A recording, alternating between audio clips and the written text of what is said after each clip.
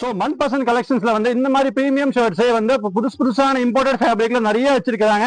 ஹோல்சேல்ல பல்கா வாங்கி நீங்க உங்க ரீட்டைல் கடையில சேல்ஸ் பண்ணிக்கிறதுக்கு ரொம்பவே குவாலிட்டியான ஷர்ட்ஸ் கம்மியான ரேட்டுக்கு இங்க கிடைக்குங்க.